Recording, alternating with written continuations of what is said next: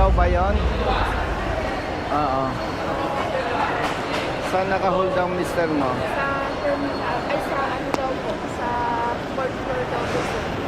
Sa Airline daw po sir. Oo. Kailan pa? Yung 70. Yun, 70. Nag-overstay po siya, kaya nag-blacklist po. Pero last year po, binayaran ko na po. Saan ka nagbayad? Sa BI. Tapos galing po ako kanina dun sir, kasi pinakabalik-balik po ako. Sabi po kanina, Pabalik-balik ka sa BI. okay. Yun na nga po ko natulog sa labas ng mga sir. Kasi Sa labas ka natulog? dun po sa may guardia po. Kasi pag-uwi pa po ako ng laon yung sumarado po. Sal ka sa kanya. Saan kayo kinasal? Sa Rosario sir. Saan? Sa Rosario po. Rosario, Laon yun sir. La Union. Binayaran ko po na blacklist po niya sir. October 2024 Magkano? po. 50,000 pesos. Marami po yun sir. 100 plus po yung binayaran ko po sa kanila. Iba-ibang resibo. Yes po. Sige. Sige po.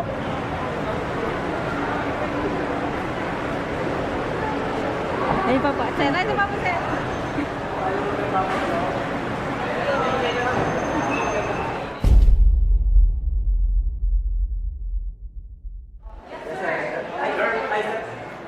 Ay, ano yung may ano si Sir Ting, ano yung sa foreigner na ano yung Naka-hold sa 4th floor. picture po. Sige.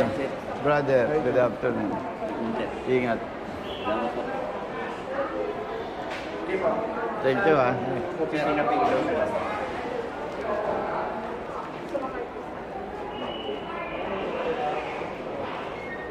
Saan may personal brother dito ng BI? Ang Immigration. BA po kasi sir, andito po yun sa loob po yun. Pero wala silang opisina sa labas. Tingnan nga natin. Doon natin i-verify yung mister niya. Picture na muna ako sir. Thank you, sir. Pwede ko po kayo Brother. sa dun sir. Hindi ko po siya natatanggal sa blacklist po. Pero nakapag-coordinate ka na sa main of immigration. Ano po ako, tapos pinapasa-pasahan kasi nila ako kaya umapit sa akin yung mama ko po. Lagi na lang Kay ako. Congressman. Picture lang po.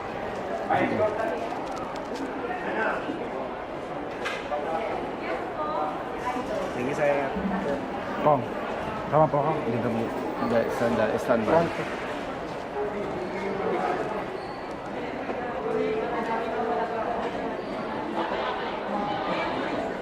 Brother.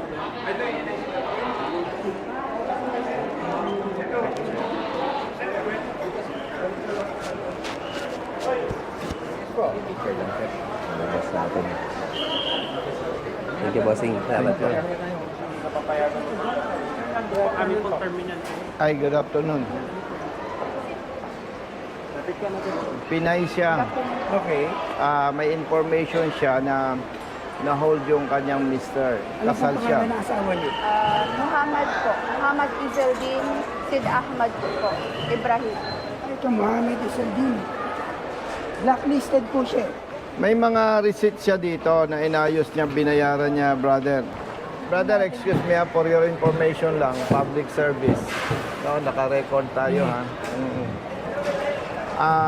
Ang gusto nating malaman, anong status niya ngayon? Sir, ang sinusunod po natin as protocol po dito, kung ano po yung nakalagay sa database namin.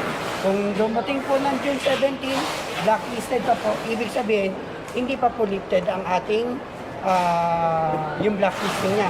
Ang only the commissioner po ang makapag... Yes. Ano po. Oo. So mag-iintay po tayo ng order from the commissioner. And then, sila na po mismo ang maglilip doon para po matanggal dito. Naintindihan ko, kaya nga ako nag-check dito kung nandito. So, based on your data, Yes. nandito yung tao. Pwede bang bisitahin namin? Kailangan po natin ng ano po, escort po sa airline. With respect sa iyo, brother, siguro ikaw magko-coordinate. Sige po, tara po. Sige lang. Basis na lang. Po tayo sa basis po. Good afternoon. Kasama ko po si Colonel Busita. Congressman po. Okay, meron tayong studio pa. Salamat po. Philippine Airlines. Asawa daw ng Pilipina. May blacklisted na hindi natin nakapasok. Gustong bumisita. Nag-ano si Lynn.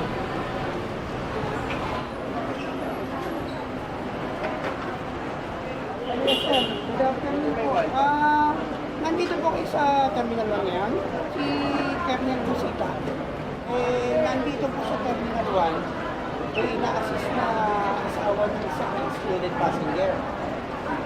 Nag-aano po sila na makapasok po ngayon dito sa atin sa Terminal 1. Kahit lang doon lang po sa opisina ko. Kaya nga po, hindi po wala ka na pong tulog. Natapos lang po. Thank you. Brother.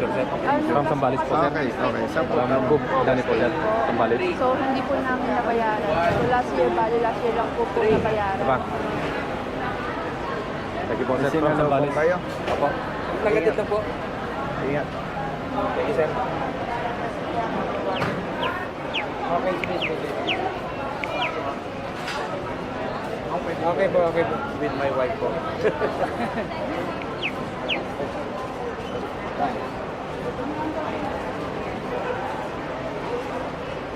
Thank you po. Thank you. Ingat. Sabi po ni KM Arlen, kasama na lang daw po tayo sa opisina ni General Manager Lito Alvarez kasi sila lang daw po ang po pwede mag-approve. Wala po siya. Okay, sige. Sasamahan na lang tayo. Okay, sige. Thank you. Mrs. Halika.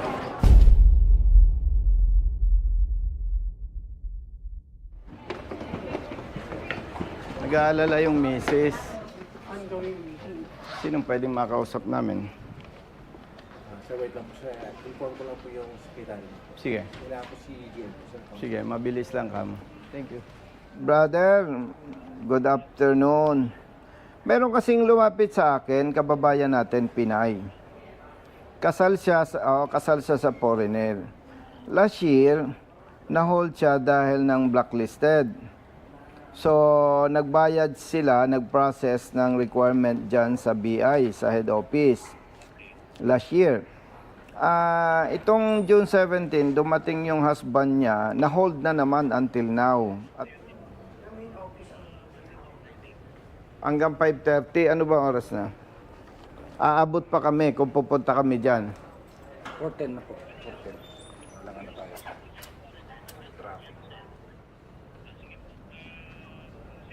Ganito na lang brother, with respect sa iyo, kasi syempre Friday ngayon, picturean ko yung documents, tapos paki-verify ano bang nangyari, bakit ganun. Thank you ha. Thank you. Okay, bye-bye. Bye-bye. Picturean ko. Pareho ito, tsaka yan. Opo, naka-attach po dun sa lifting po niya. Sir, nasend ko na po lahat. Nasend mo na po lahat. sa office nyo. Yung mister niyo po ba, bakit na blacklist? Nag-overstay po ba dito? Overstay. Nung last time po, nag-overstay po siya. Okay. So, nung last year po, Indigency. So, indigency. So, nakabayad na po lahat yes ng po. penalties. Opo. May Okay, resibo. ngayon po, pinorward ko na po lahat dyan sa staff ni Commissioner Biado. Ang tanong brother, kung tayo nasa kalagayan niya, siyempre gustong makita. Ano ba ang polisiya ninyo? Magpa-escort na lang tayo hanggang sa... Nandun na po sa opisina ko yung asawa po niya. O sige. Pinababa ko na po. Okay, thank you. Thank you po. Kung may excluded passenger kami, kailangan gusto lang daw kami makita ng asawa yung passenger. Nandun na po sa opisina ko. Ano sir eh, actually si Sir Robert, nasa sir eh. FGM. Oo po. Oo nga po, hindi rin namin ako. Kasi nandito si Sir Alvin. Pwede po bang... Sir, Good afternoon. mangingi ako din ng permiso. Kahit ang nandun na sa opisina ko, pinababa ko na yung pasahero, yung asawa ng inay, para lang makita niyang maayos yung asawa niya kasi dumating dito blacklisted so hindi natin mapapasok. So, it's been 4 days na daw. So, nagwo-worry na ang asawa. Iyaano lang natin. May office na? Oh, nasa office lang. Dito nag-aral yung husband mo. Sa Baguio po. Ilang years? 1 year po sa Baguio, tapos sa Dagupan po is 2 years po. Brother, Congressman. yes. Check ko na po, initially, hinahanap lang itong documents na tinignan ko po kung nasaan. Pero naipilit ko na rin po sa terminal pag na yung subject natin. Anong status niya? Hinahanap pa po yung documents po niya. Right now, pinapatrace pa po namin. Alam na rin po ng support staff namin, inasikaso na po nila Congressman. So, anong... So, balikan ko po kayo once ma-confirm namin kung nasaan yung documents. Kasi sa records po namin, wala nang natatransmit sa Office of the Commissioner. So most likely, nasa legal division pa po siya. Tinitrace lang po ngayon. So, anong magiging possibility niyan kung makita ninyo na hindi pa approve? Tingnan po natin, Congressman, kung nasaan yung papel para doon po sila makapag-assess yung mga lawyers po namin dito sa Office of the sige. Commissioner po. Actually, kaya ito pumunta sa office ko, hindi na malaman kung saan makikipag-usap at kung anong gagawin eh. Oo, opo. kaya kami ume-epal. Anyway, hindi mo naman kasalanan yan, ano? Wait ko na lang kung anong advice ng BI. Sige po, sir.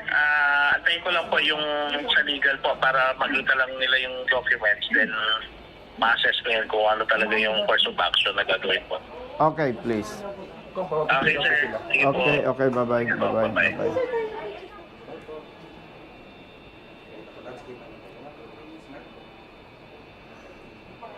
Kaya kayo, huwag kayong mag-asawa ng foreigner, ha?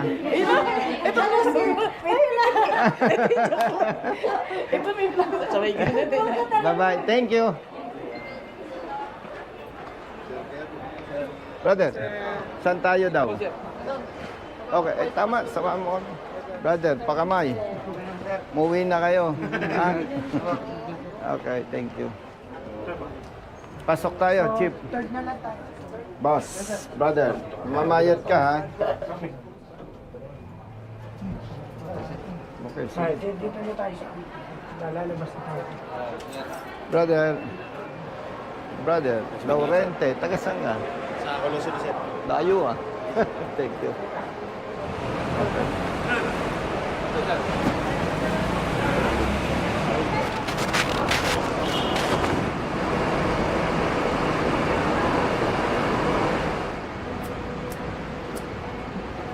Dapat may brother, BI assistance desk. Meron naman po doon sa main office ko, nagpunta po siya na main office, dapat po na asikaso po siya. Brother. Hello po. Ingat. Ma'am, si Colonel Busita po, accompanied po niya yung isang asawa ng excluded passenger na ngayon sa exclusion via Philippine Airlines po dumating. Since blacklisted po, hindi po nakapasok. And nag-worry po ang asawa. Hindi po, blacklisted po talaga. So, hindi po talaga.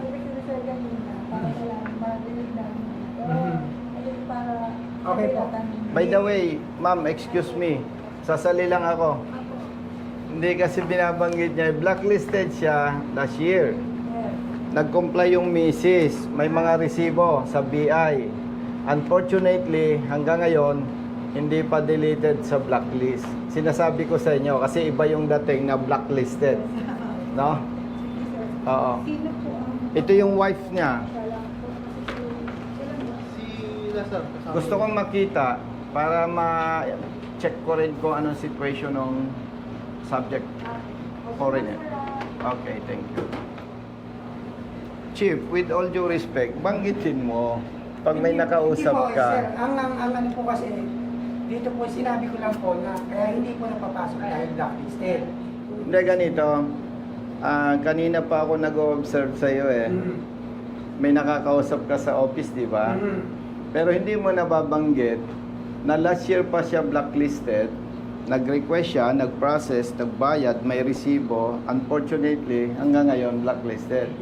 Kasi kaya ko lang nabanggit, brother, chief, importante yung complete information. Kasi pag sinabi mo agad blacklisted, parang ang connotation agad nun, questionable itong tao na to. Pero at least masabi natin na last year, nag-process, may documents, may payments, medyo maiiba ang dating. Yun lang ang request ko.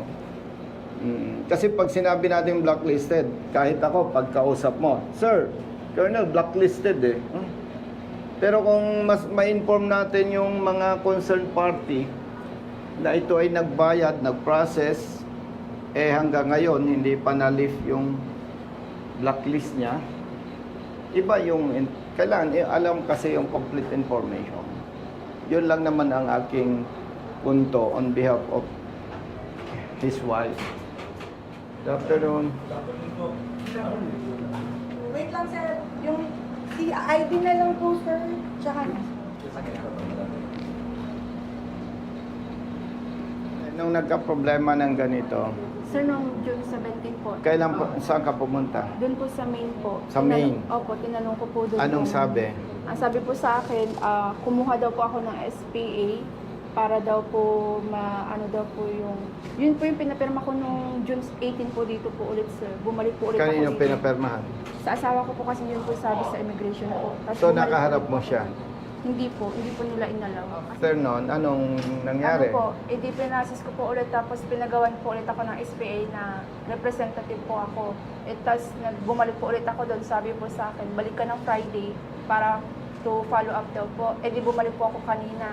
Tapos nag-attend na po ako doon na hanggang magbukas po. Tapos nung sinabi ko po, sabi nga hindi pa daw po siya napaprocess. Sabi ko naman po, last year pa po yan. So, ibig mong sabihin, walang malinaw na sinabi sa'yo sa Bureau of Immigration? Wala po. Nung umakyat po ako ng commissioner po, Office of the Commissioner. Opo, pinasa po ulit ako dun sa taas po. Tapos nung pinakita ko po yung document po, sabi po niya, ma'am, pulin mo to, sabi niya, punta ka, mag-request ka ng SPA. Yun po yung ulit yung ginawa ko po, pumunta po dito sa airport po. So, hindi lang 4 na beses. Hindi po. Taga La Union ka. Yes, sir. Rosario po. May kamag-anak ka dito sa Manila, Sa Cavite po. sa Cavite. So, ibig mong sabihin, naku, La Union. Ibig mong sabihin sa La Union ka umuwi. Opo sir, nung June 18 po, nung June 18 po, after ko po nagpasa po ng SPA, kapilitan po na umuwi po ako ng La Union, tapos bumalik po ako ng alas 12 kanina po, ng madaling araw. Nag-antay na po ako hanggang mag-open po ng immigration po, para maaga po ako matapos sana. Pero yun po. Thank you, okay. Salamat po.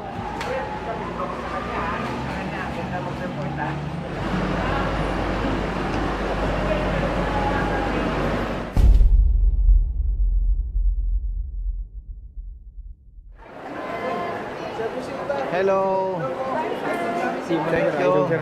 Ay, thank you. Hello po, sir. Thank you. Sir, dali po, picture po. Sige, bro, saglit ah. Sir. Ay po. Kakababa lang namin dyan. Opo, sir. Saan kayo galing? Sa Sydney. Australia po. Australia, sir. Isin mo sa akin. Congrats ha, congrats ha. Hi, ma'am. Thank you, ma'am. Thank you po sir. Thank you. Ingat. Ingat. Boss, salamat. Okay. Thank you ha. Brother. Oh, sige. Pero kailangan po. Thank you. Thank you. Kukunin lang natin yung ID. Salamat ha. Yes, sir. No problem, sir. Okay. Brother, good afternoon.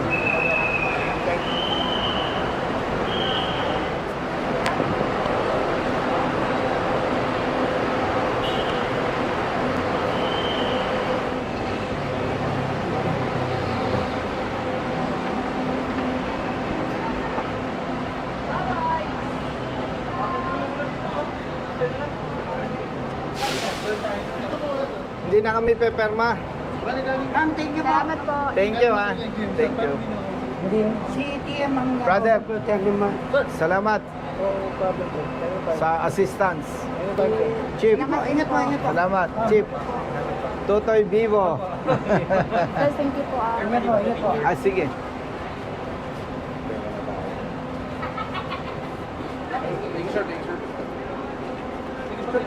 Ayos po.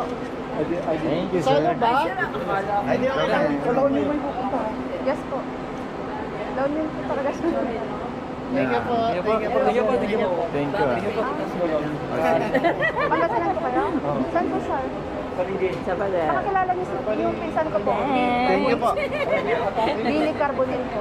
Brothers, Oo. may bayad to ha. Alaska Cars na destino po ulit siya dun sa... Sir, thank you. Opo. Thank you ha, thank you. Dito ko po dati yung retirement na Brother. Kapitula po. Kapitula po. Si Thank you. Ingat kayo ha. General. Ingat. Thank you, Dito ko po brother. yun. Ingat. Brothers, sabi mo sa tropa ha. Thank you.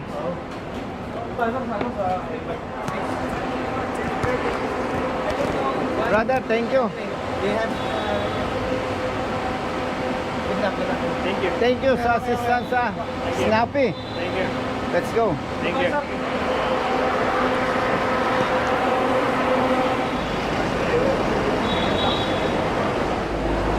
Hanggang ano oras trabaho mo? Alas 5 lang sir, pero okay lang yan.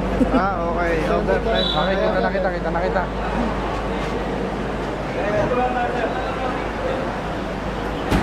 Parating na ako. Sige, hintayin na lang.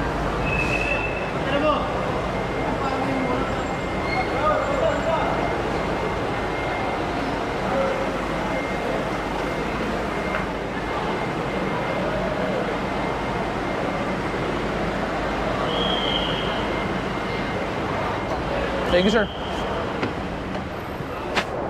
I-open mo yung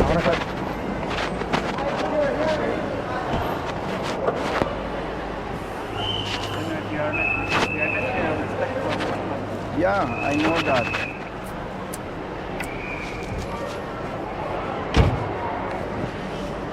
Sir, thank you, sir. Thank you, sir. Thank you, sir. Thank you, sir. Thank you po. Magandang araw po sa ating lahat. Narito po tayo ngayon sa Labas ng Pasay. Apo. Labas ng Naiya Terminal 1. Naiya Terminal 1. At ito pong ating kapatid na si Brother Mohammed Ibrahim Yes, bro. Yes. ay husband nitong ating kapatid na Pinay. At base po sa documents noong 2024, na-hold na yung ating kapatid na si Mohammed Yes po. dahil nasa blacklist siya. Nasa blacklist, ibig sabihin mayroong document siguro na kailangang makomply. And according to his wife, siya ay nag-aral sa Pilipinas. Yes, bro. Mga more or less how many years? 3 taon po. 3 taon. Kita mo, ang galing mag-Tagalog. No? And itong June 17, Yes, bro. bumalik siya sa Pilipinas. Na-hold siya ng Bureau of Immigration. And ngayon ay 20, kaya 17, 18, 19, 20. Kung bakit sila ay katabi ko ngayon, itong kanyang misis, yung kanyang wife, ay pabalik-balik sa Bureau of Immigration. Yes po. Walang malinaw na advice kung ano ang kanilang gagawin. Kaya ang ginawa po natin with Brother Matt and other staff, pumunta tayo sa Terminal 1. Terminal 1 sa Philippine Airlines Yes po. para alamin ano ang status nitong ating kapatid na si Mohammed. At napag-alaman natin doon pala sa holding room, Yes, bro. walang bed, walang maayos na facility. Para kang nasa isang open office lang, open office, tama? Yes, bro. At hindi maganda, hindi nakakatuwa. And mabuti na lamang, Brother Matt, Yes po. mayroon tayong kaibigan sa Bureau of Immigration. Agad-agad nating naitawag ito. Hindi naman natin binaraso. Ang sabi natin sa kanila, ano ba ang status? Ano ba ang dapat nilang gawin? So nakita nila sa files na sila ay may application, may mga resibo ng pinagbayaran at yung kanilang application ay dated October 11, 2024 at ngayon ay June 20, 2025. Kaya hinihiling natin sa Bureau of Immigration, especially sa Commissioner, na sana wag nang danasin ito ng iba. Bagamat itong ating kapatid na si Mohammed ay foreigner, tao pa rin siya. Ibig sabihin tao, dapat ay tinatrato siya ng tama sa pamamagitan ng pagproseso ng kanyang documents sa lalong madaling panahon. Hindi katulad nito, ilang months nang inabot, no? At itong ating kapatid na Pinay, pabalik-balik pa from La Union to Manila dahil wala naman siyang kamag-anak pala dito sa Metro Manila. Tama? So, ganun lamang. Ito po ay of course, sa tulong ng ating mga kaibigan sa airport, no? Hindi ko naman kilala, hindi ko na isa-isahin sila. Inilalabas natin itong video na to, one, para ipakiusap sa Bureau of Immigration na sana wag ganito. Pangalawang purpose, bakit inilabas natin to, ito ay pangalawa na sa ating inaksyonan na may problema sa Bureau of Immigration, na sana mabigyan ng atensyon itong mga ganitong problema, na iangat natin ang antas ng ating public service regardless kung foreigner or Filipino o Pilipina. Dapat ayusin natin ang serbisyo at wag nang maulit pa. Kanina merong security area na hindi kami pwedeng mag-video. Siyempre, respeto sa authority, hindi kami nag-insist. Kaya doon sa aming pag-uusap, doon sa proseso, ay wala kaming video. By the way, tama-tama, ang aking t-shirt ngayon ay Real Service Advocates of the Philippines, hindi Road Safety Advocates of the Philippines. Binuo namin ang Real Service Advocates of the Philippines, RSAP, para hindi sasabihin ng iba, masyadong epal si Colonel Busita, pati hindi problema ng motorista pinapakialaman.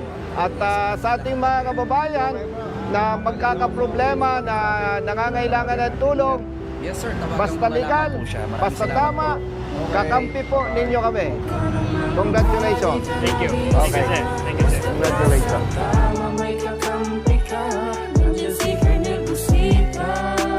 Please like and subscribe for more latest video updates.